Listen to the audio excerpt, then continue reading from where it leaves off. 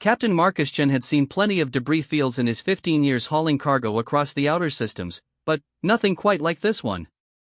The wreckage stretched for kilometers through the asteroid belt near Kepler 442, twisted metal and crystalline fragments catching the distant star's light like deadly confetti. His freight hauler, the Lucky Strike, wasn't equipped for salvage operations, but something about the carnage made him slow his approach. "Computer, scan for survivors," Marcus said, settling back in his pilot's chair. The coffee in his mug had gone cold hours ago, but he took another sip anyway. Space was lonely enough without letting perfectly good caffeine go to waste. The ship's AI, a basic model he'd nicknamed Sally, chirped back in her synthetic voice. "Scanning complete, Captain. Multiple hull fragments detected. 2 appear to be escape pods. 1 shows minimal life signs." Marcus straightened. In all his years running freight between the colonies, he'd never actually found survivors in a debris field. Pirates, smugglers, and, worse, usually made sure there weren't any witnesses left behind. "Can you identify the ship types?" "Negative on positive identification. Hull composition suggests non-human origin. The active escape pod appears to be using an emergency beacon I cannot decode. Non-human meant trouble." The galaxy was a big place, and humanity had only been part of it for about 50 years. Most of the alien species they'd encountered so far had been either indifferent to humans or actively hostile. The smart play would be to report the coordinates to the nearest military outpost and keep flying. Marcus stared out at the glittering debris field and cursed his own conscience. His grandmother used to say that a person's true character showed when nobody was watching. Right now, nobody was watching except the stars. "Sally, plot an intercept course for that active pod. And prep the cargo bay for emergency docking."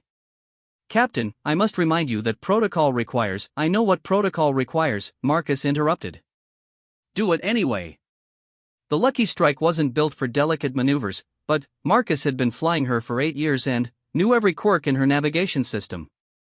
He brought the ship around slowly, using minimal thrust to avoid adding his own debris to the field. The escape pod came into view on his forward screen, a sleek ovoid shape about the size of his quarters, its hull scored and blackened from whatever had destroyed its parent vessel. As he approached, Marcus could see that it was definitely alien in design. The hull had an organic quality to it, like it had been grown rather than manufactured. Strange symbols pulsed with faint light along its surface, and what might have been viewports glowed with the same airy luminescence. "Life signs are stronger now," Sally reported. "Single occupant, definitely alive but possibly injured." Marcus activated his ship's docking clamps and carefully maneuvered the pod into his cargo hold. The Lucky Strike shuddered as the external doors sealed, and he waited for the atmosphere to stabilize before heading aft. He grabbed his sidearm from the wall locker, not because he planned to use it, but because 15 years in space had taught him that being prepared was the difference between coming home and becoming another debris field. The cargo hold was cramped with the alien pod taking up most of the available space. Up close, Marcus could see that the organic-looking hull was actually some kind of biometal that seemed to pulse with its own heartbeat. The symbols were definitely writing of some kind, flowing script that hurt to look at directly. A section of the pod suddenly became transparent, revealing the occupant inside. Marcus felt his breath catch in his throat. She was humanoid but clearly not human. About 6 feet tall, with pale blue skin that had an almost metallic sheen to it. Her hair was white as starlight and fell in waves past her shoulders. But it was her eyes that really got his attention, large, luminous silver orbs that seemed to hold depths Marcus couldn't fathom. She wore what looked like a form-fitting flight suit in deep purple, and, even unconscious, she radiated a kind of dangerous grace. Most striking of all were the markings on her face and arms, intricate patterns that looked like circuit boards made of light, pulsing in rhythm with the symbols on her pod. The transparent section of the pod began to iris open with a soft hiss of equalizing pressure. The alien woman's eyes fluttered open, fixing immediately on Marcus with an intensity that made him take a step backward.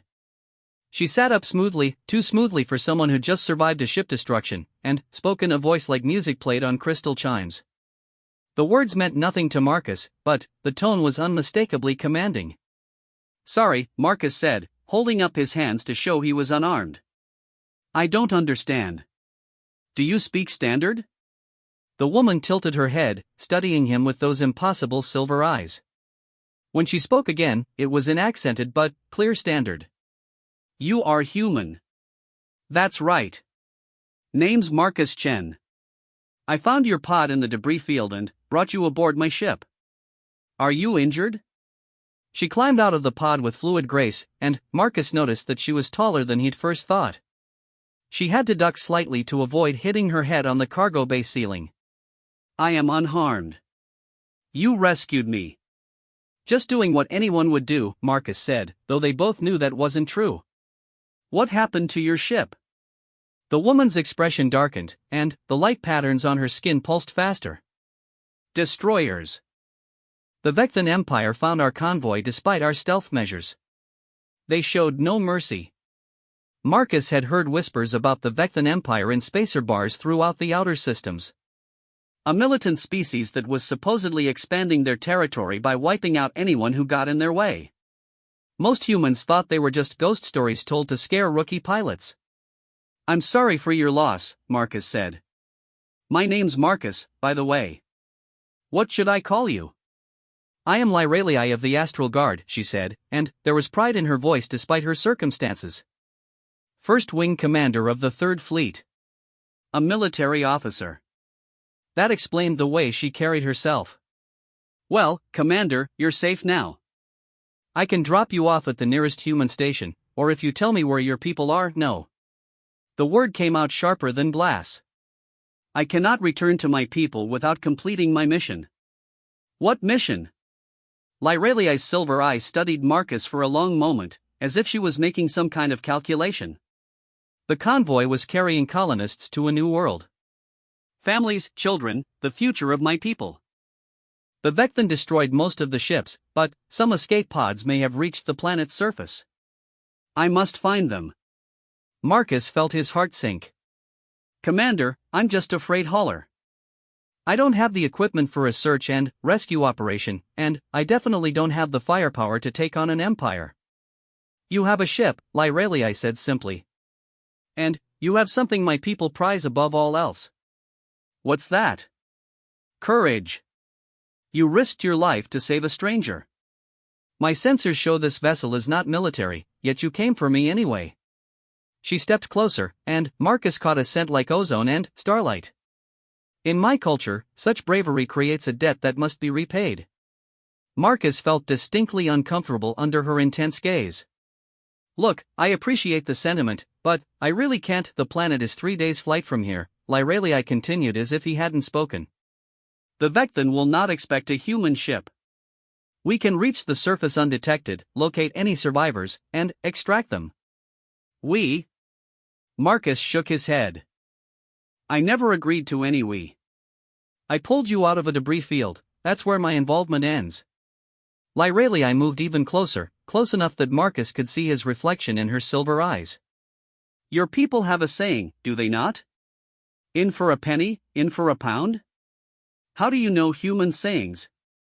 "I have made it my business to study the species we share this galaxy with." A smile played at the corners of her mouth, and Marcus realized she was quite beautiful by any species standards. "Your people are interesting. Young, chaotic, but possessed of a strange honor that older civilizations have forgotten." Marcus tried to think of all the reasons why getting involved in an alien military operation was a terrible idea. The list was long and convincing. "Commander, I'm flattered, but the Vectan will not stop with my people," Lyralii said, her voice turning serious. "They consume worlds like a plague. When they have finished with the outer systems, they will turn their attention to human space. Your colonies, your homeworlds, your children." That hit home harder than Marcus wanted to admit. He had a sister on New Terra with 2 kids. The idea of some alien empire steamrolling through human space while he minded his own business didn't sit well. "Even if I wanted to help," Marcus said slowly, "my ship isn't built for stealth operations. The lucky strike is about as subtle as a meteor impact. Leave that to me." Lyralii placed a hand on his arm, and Marcus felt a strange tingling sensation, like a mild electric shock. "My people have technology that can mask your ship's signature. With my guidance, we can move like ghosts." Marcus looked around his cramped cargo hold, at his aging freight hauler with its patched hull and jury-rigged systems. 3 days ago, his biggest worry had been whether he could stretch his fuel reserves to make it to the next station. Now an alien warrior princess wanted him to help her infiltrate an enemy-held world. His grandmother's voice echoed in his memory, "Sometimes doing the right thing means doing the hard thing, Marcus. The easy path usually leads somewhere you don't want to go." "All right," Marcus heard himself saying. 3 days to the planet, search for survivors, and then, we're done. "But, I'm the captain of this ship, which means my orders are followed without question." "Agreed?" Lyraliai's smile was radiant. "Agreed, Captain Chen. Though I should warn you, my people have very specific customs regarding life debts." "What kind of customs?" "When someone saves a warrior's life, they become bound together by chains stronger than titanium. The debt can only be repaid through absolute loyalty, or the creation of new life to replace what was preserved." Marcus blinked. "Come again?" "I am bound to you now, Marcus Chen. Your courage has earned you a place in my heart and, in my bed, should you choose to claim it. My children, when they come, will carry your genetic legacy forward among the stars." The cargo hold suddenly felt very small and very warm. "Commander, I think there might be some kind of translation error." "There is no error." Lyraliai moved closer still, her hand still on his arm. "You have saved my life. By the ancient laws of my people, I am yours to command, in all things." Marcus's mouth went dry. "I think we need to have a serious conversation about cultural differences." "Indeed we do," Lyraliai agreed, her silver eyes twinkling with what might have been amusement. "But, first, we have survivors to rescue. Set course for the Kepler 442 system, my captain. Our adventure is just beginning." As Marcus headed back to the bridge on unsteady legs, he couldn't shake the feeling that his quiet life as a freight hauler had just ended forever. Behind him, he could hear Lyraliai humming something that sounded like a war song, and he wondered if he'd just made the best decision of his life or the worst mistake. The stars ahead held the answer, but Marcus was beginning to suspect that whatever came next, it was going to be anything but boring. 3 hours later, the Lucky Strike was cutting through hyperspace toward a planet that might be crawling with hostile aliens, carrying a passenger who thought she was destined to bear his children. Marcus stared out at the swirling colors of hyperspace and took another sip of his now stone-cold coffee.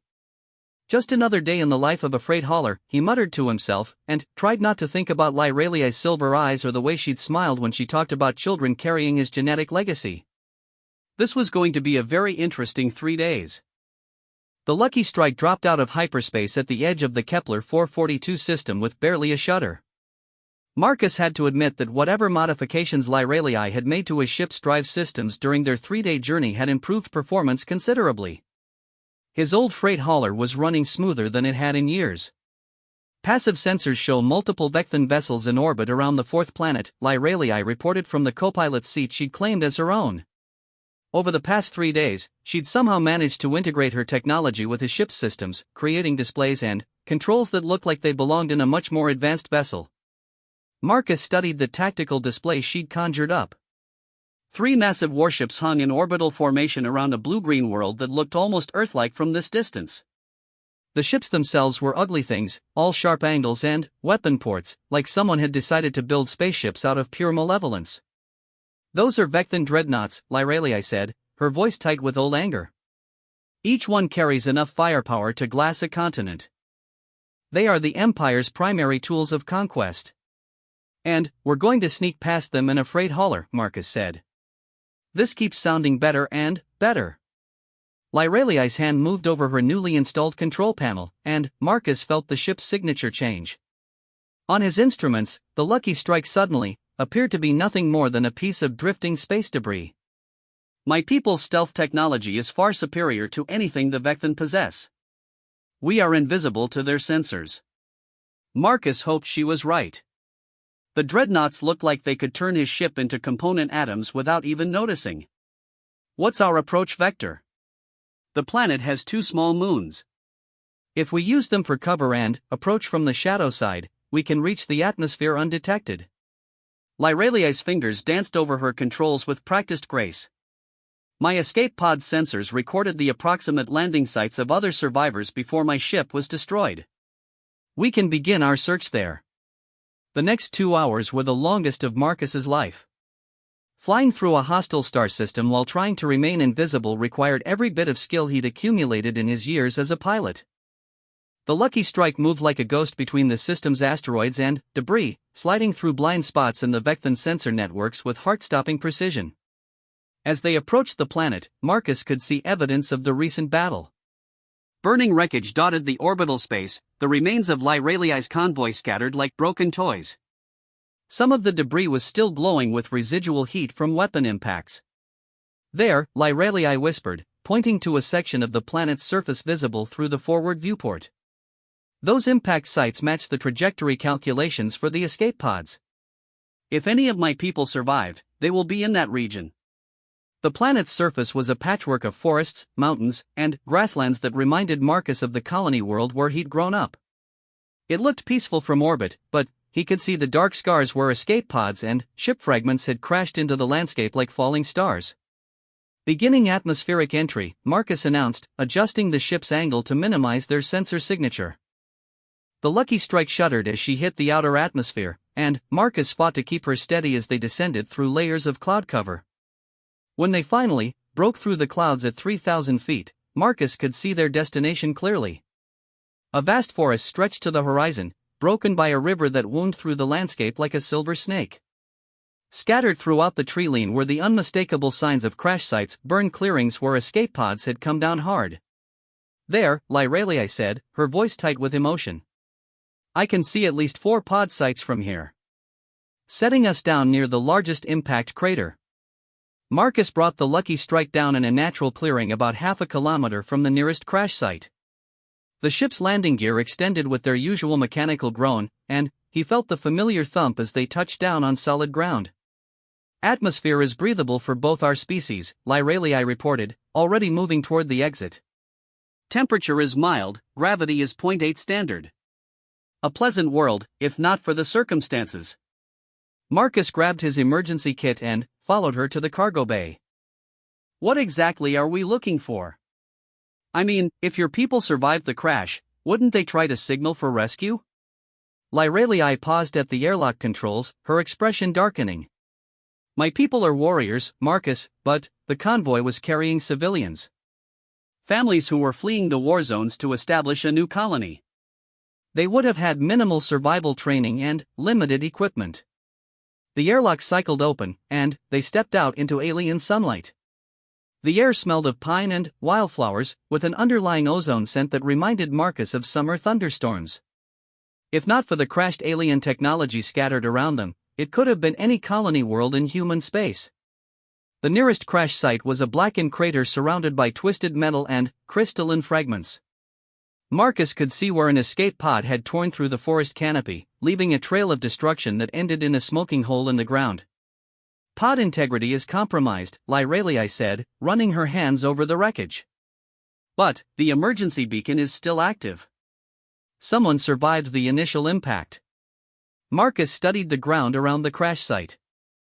Even with his limited tracking skills, he could see signs of recent activity. Footprints in the soft earth, broken branches where someone had passed through the underbrush, the remains of a small fire that had been carefully extinguished. They're alive, he said. And they know enough to cover their tracks. Lyraliai nodded grimly. The survivors would have heard the Vecthan ships overhead. They are hiding, which shows wisdom. She activated a device on her wrist that projected a 3-dimensional map of the local area. This scanner can detect my people's biosignatures from several kilometers away. There are 2 life signs approximately 3 kilometers northeast of our position. The hike through the alien forest was surprisingly pleasant under different circumstances. The trees were similar enough to Earth species to feel familiar, though their leaves had a faint luminescence that created an otherworldly beauty in the dappled sunlight. Marcus found himself walking beside Lyraliai, matching her ground-eating stride through the underbrush. Can I ask you something? Marcus said as they crested a small hill. This whole life-debt thing your people have, is that really as binding as you made it sound? Lyraliai glanced at him, a small smile playing at her lips. Among my people, a life debt is the most sacred of bonds. When someone preserves a warrior's life, they become responsible for that life in all its aspects. Including the part about children? Especially that part. Lyrelii stopped walking and turned to face him fully. Marcus, you must understand, my people are an ancient race. We have survived for thousands of years by honoring the bonds that tie us together. When you chose to risk your safety to rescue me, you demonstrated the kind of courage and selflessness that my people prize above all else. Marcus felt his face growing warm. I just did what felt right. Exactly. Lyrelii reached out and touched his cheek, her skin surprisingly warm despite its metallic appearance. That instinct, that moral compass that drives you to help others even at cost to yourself, that is what makes humans so remarkable. It is why my people believe your species will be important in the wars to come. Before Marcus could respond to that cryptic statement, Lyrelii's scanner chimed softly. The life signs are just ahead. 2 individuals, both in distress. They found the survivors in a small cave concealed behind a waterfall.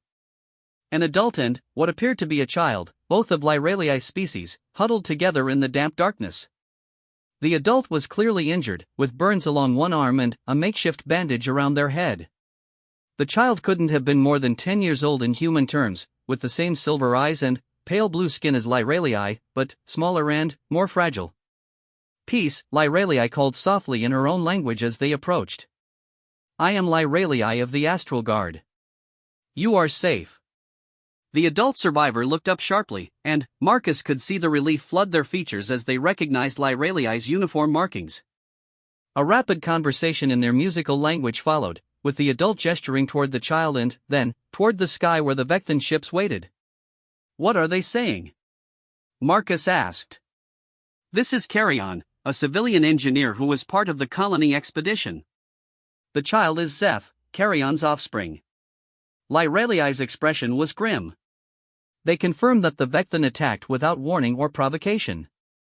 At least 30 pods made it to the surface, but they have seen Vectan ground forces hunting the survivors. Marcus felt a chill that had nothing to do with the cave's dampness. Ground forces? As if summoned by his words, the distant sound of aircraft engines echoed through the forest. All 4 of them pressed against the cave wall as sleek fighters passed overhead, their alien design unmistakable even through the canopy. Search patterns, Lyrelii whispered. They are being systematic. The sound of the fighters faded, but Marcus knew they would be back. We need to get them to the ship. How many other survivors are out there? Carrion believes most of the other pods landed in a valley about 10 kilometers from here, Lyrelii translated. But the Vectan have established a base camp there. Any attempt at rescue would be suicide. Marcus studied the small family huddled in the cave. The child, Zeph, was looking at him with curious silver eyes, apparently unafraid despite their circumstances. The trust in that gaze reminded him of his nephew back on New Terra, and he felt something harden in his chest. Maybe not, he said slowly.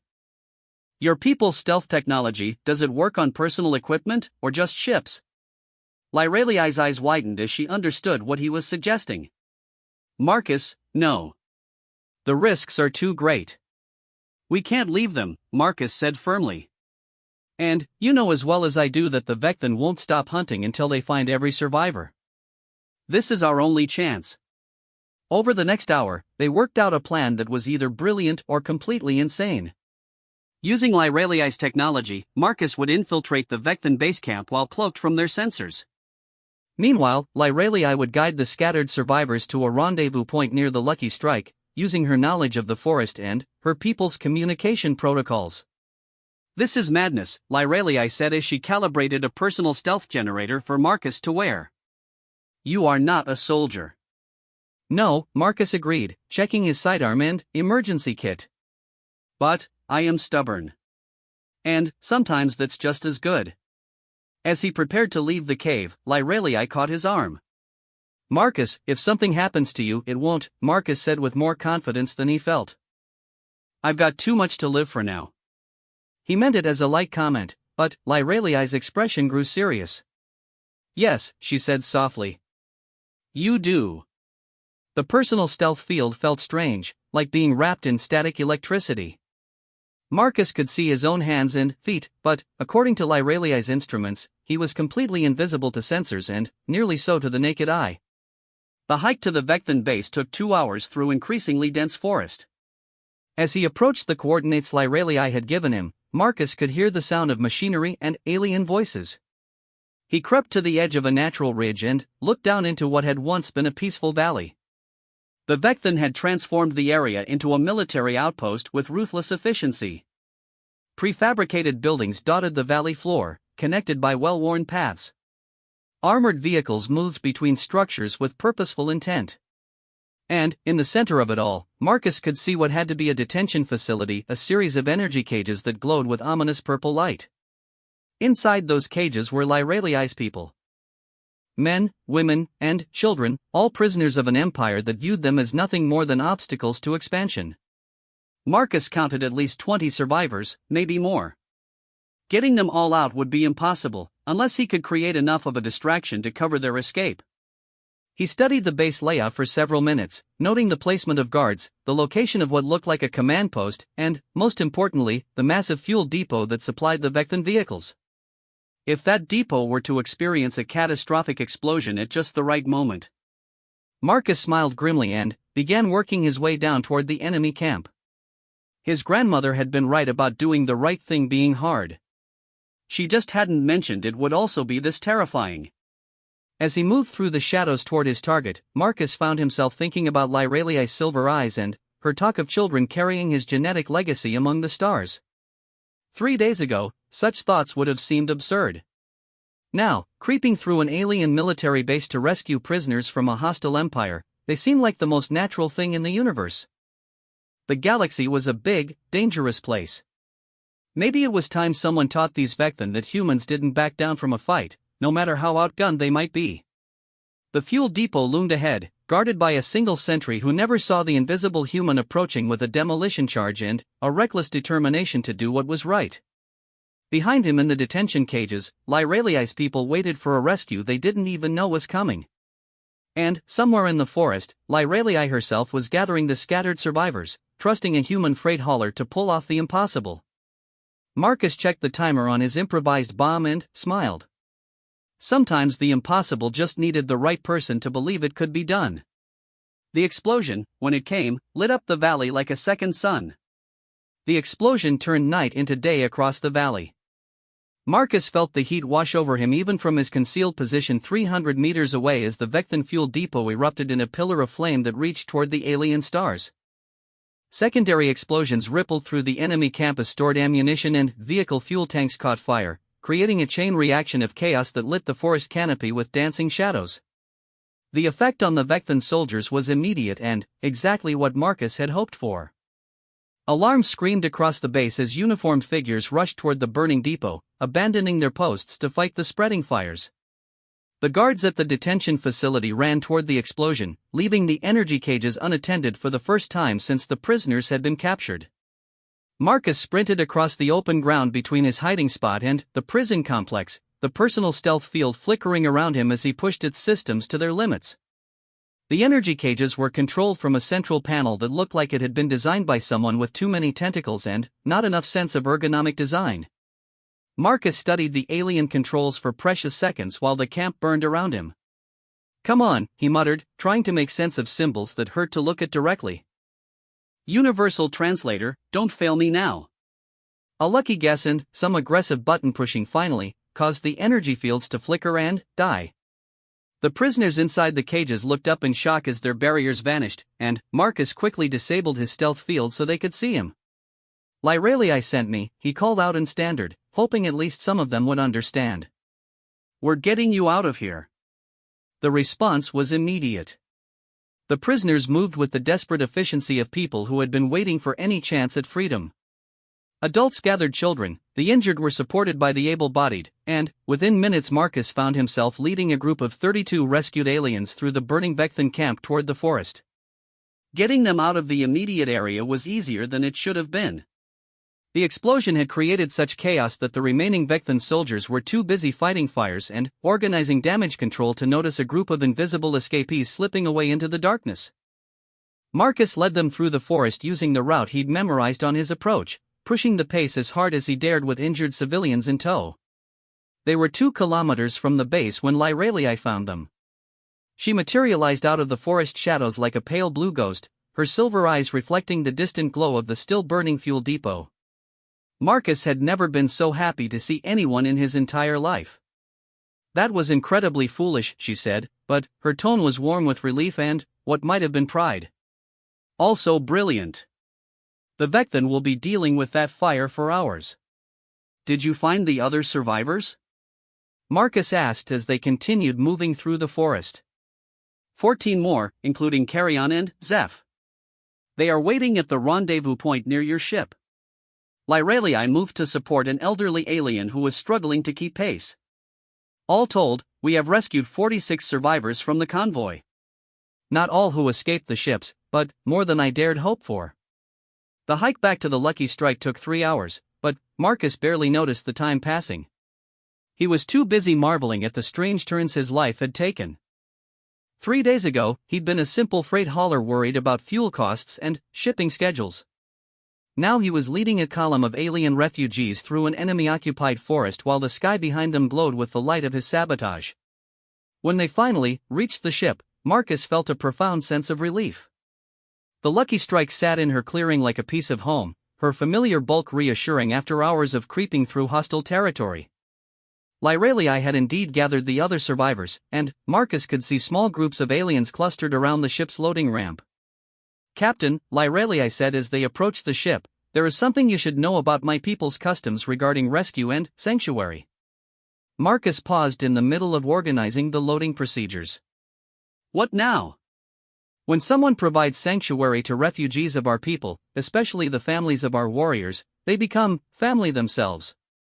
Not just to those they have saved, but to the community as a whole." Lyralii's expression was carefully neutral, but Marcus could see something dancing in her silver eyes. "Family how?" "Among my people, the bonds of adoption and choice are as strong as those of blood. By rescuing these families, you have declared yourself their protector. They will consider you father, brother, uncle, and cousin, depending on their age and circumstances." Marcus looked around at the 46 aliens who were boarding his ship, many of them smiling at him with expressions of gratitude that transcended species barriers. Several of the children had approached him during the journey, chattering at him in their musical language and seemingly delighted by his presence. "So I just accidentally adopted 46 aliens?" "In a manner of speaking, yes." Lyralii stepped closer, her voice dropping to a more intimate tone.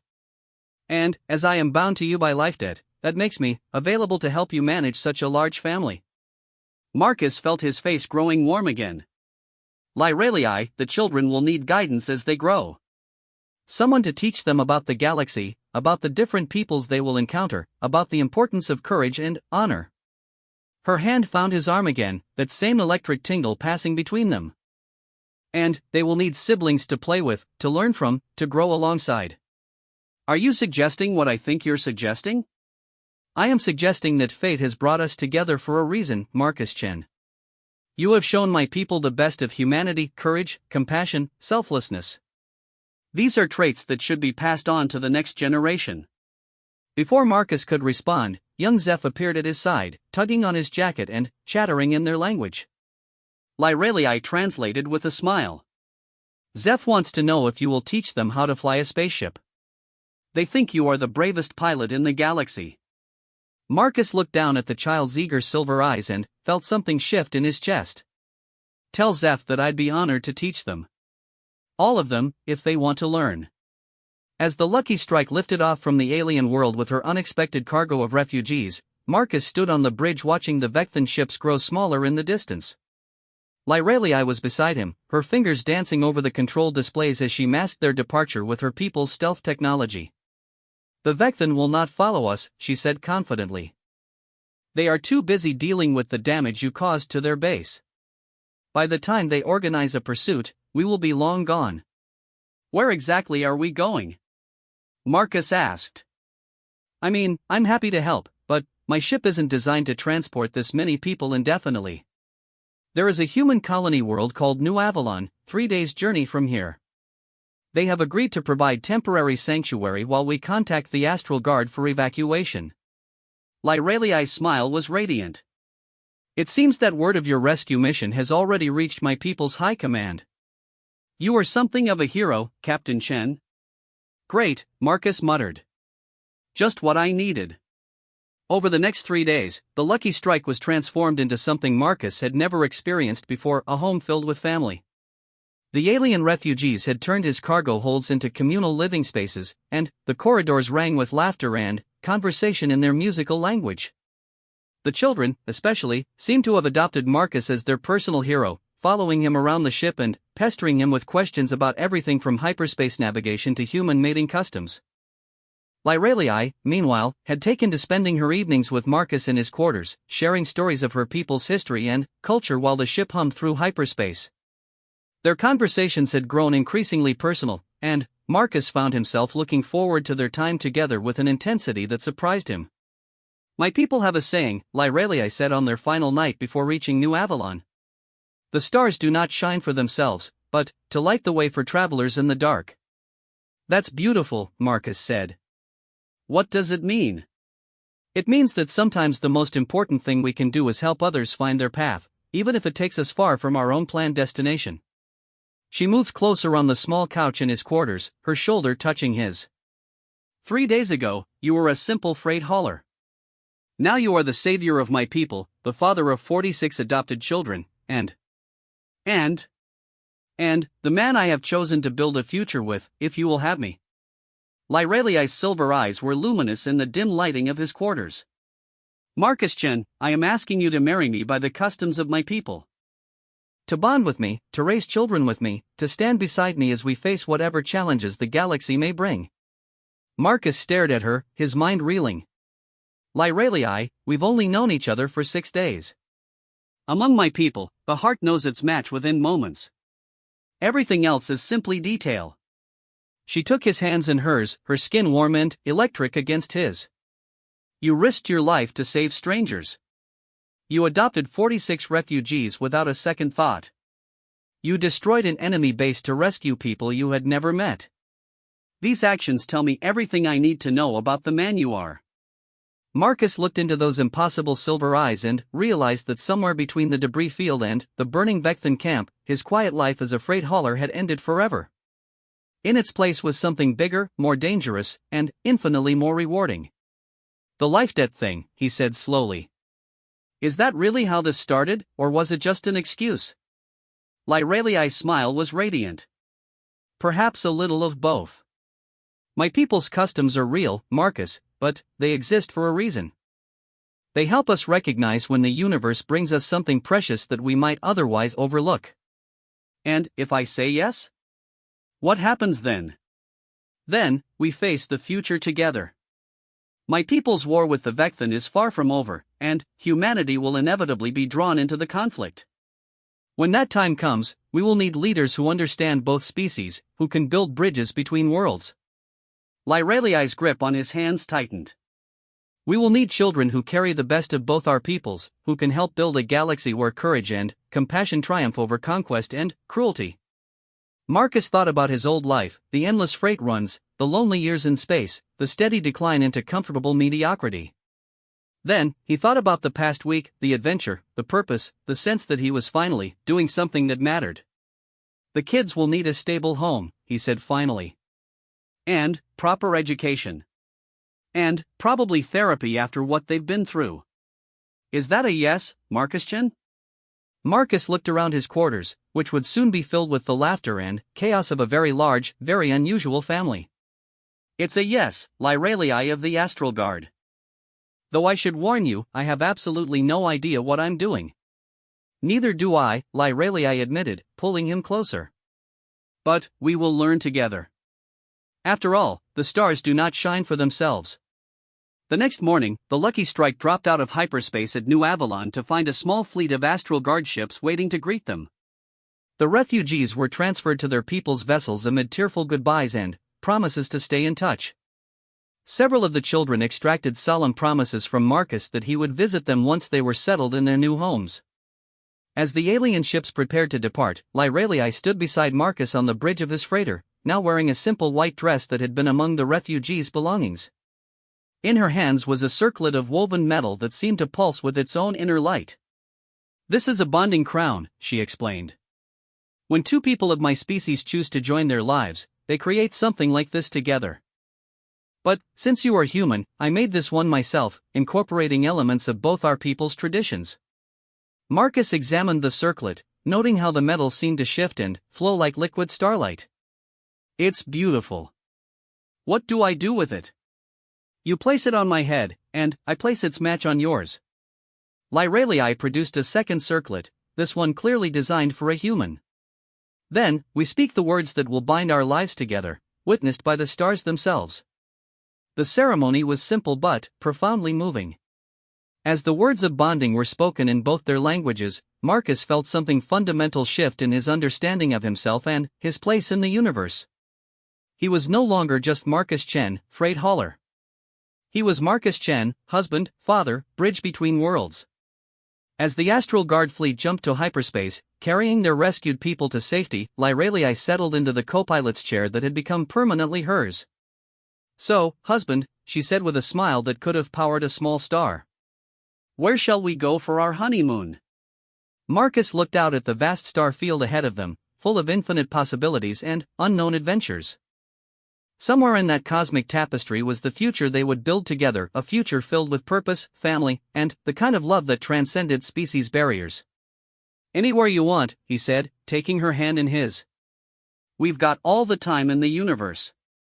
The Lucky Strike turned toward the galactic core, carrying its unlikely couple toward whatever destiny awaited them among the stars. Behind them, New Avalon fell away into the distance, just another stop on a journey that had begun with a simple rescue and had become something magnificent.